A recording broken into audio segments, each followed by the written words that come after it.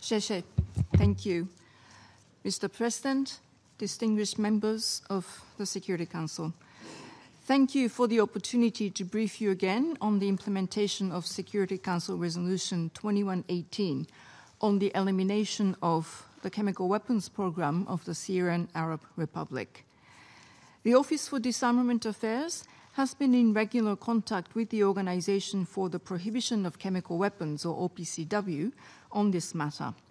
I spoke to the OPCW Director General this past Thursday, 1st of November, and look forward to seeing him in 2 weeks when I travel to The Hague to deliver a message on behalf of the Secretary General at the opening of the review conference of the Chemical Weapons Convention.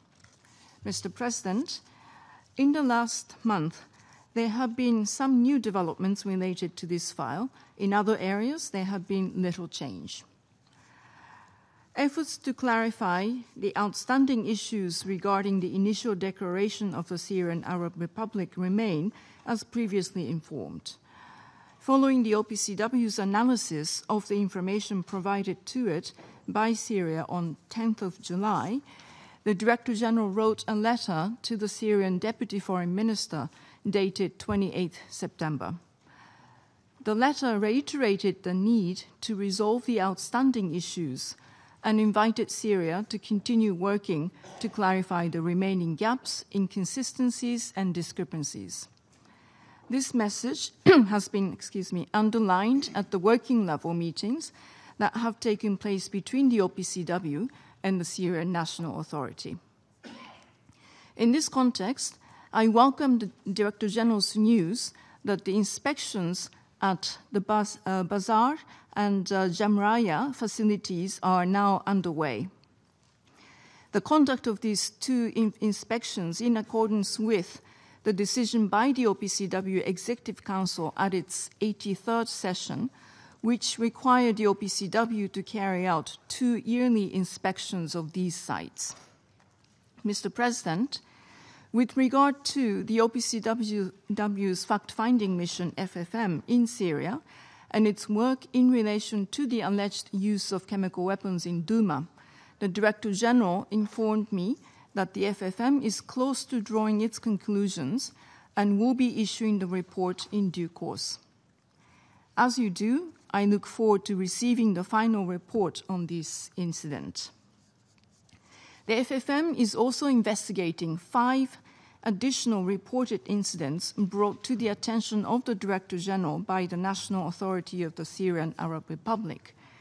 2 incidents in Karbit Masasna on 7 July 2017 and 4 August 2017, respectively, with one incident in Al-Salamiyah on 9th of August 2017, 1 incident in Yarmouk, Damascus, on 22nd October 2017, and 1 in Suran on 8 November 2017. As of yet, there is no indication of when a report on these incidents is likely to be issued.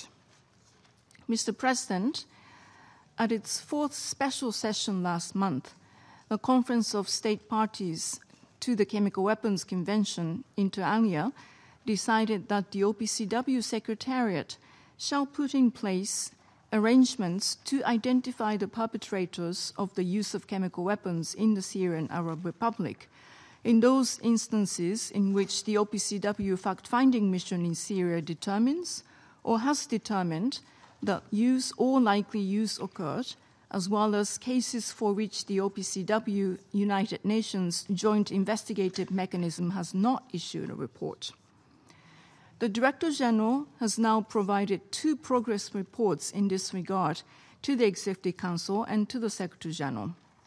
He continues to make progress in implementing the mandate given to him.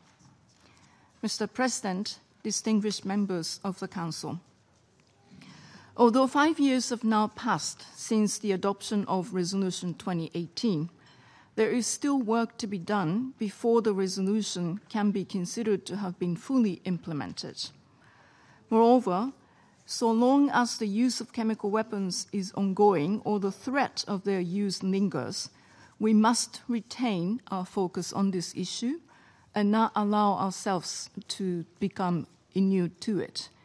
Unity in the Security Council is required if we are collectively to re-establish the norm against chemical weapons. The vitality and credibility of the broader disarmament and non-proliferation architecture depends upon it. The use of these weapons must always be seen as violation of a deeply held taboo. Accordingly, the identification and accountability of those responsible is imperative. Relatedly, and before closing, I note that allegations regarding a possible planned use of chemical weapons in Idlib are continuing to surface. The Secretary General has made clear his concern regarding the continued use of chemical weapons, as well as regarding the risks of humanitarian catastrophe in the event of a full-scale military operation in Idlib province.